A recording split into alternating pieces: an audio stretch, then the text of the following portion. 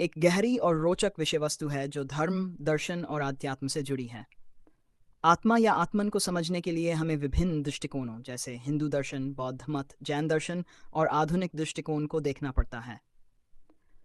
यहाँ आत्मा के बारे में एक समग्र और सहज रूप से समझाई गई कहानी दी गई है। आत्मा क्या है? आत्मा एक अदृश्य, अमर और चेतन तत्व है जिसे शरीर का असली स्वामी माना जाता है। यह न पैदा होती है न मरती है। यह नित्य, शाश्वत और अविनाशी मानी जाती है। भगवद में श्री कृष्ण कहते हैं, न जायते म्रियते वा कदाचिन, शरीर के नष्ट होने पर भी आत्मा नहीं मरती।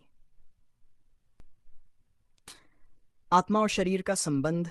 शरीर एक वस्त्र की तरह है और आत्मा उस वस्त्र को पहनती है। जब शरीर पुराना या अनुपयुक्त हो जाता है, आत्मा नया शरीर ग्रहण करती है। यही जन्म और मृत्यु का चक्र है, जिसे संसार या संसार चक्र कहा जाता है। आत्मा और पुनर्जन्म। हिंदू धर्म में माना जाता है कि आत्मा कई जन्म लेती है अपने कर्मों के अनुसार।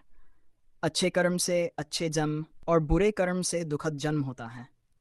मोक्ष, मुक्ति तब प्राप्त होती है जब आत्मा इस जन्म मरण के चक्र से मुक्त हो जाती है। आत्मा की पहचान कैसे करें?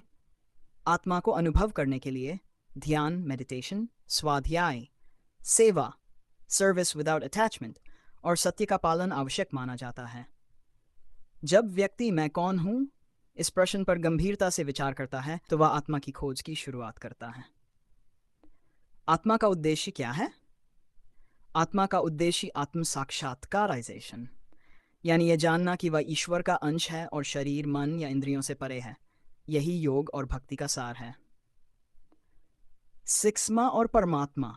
आप जान लेती है तब वह परमात्मा में विलीन हो जाती है। यही मोक्ष या कैवल्य है।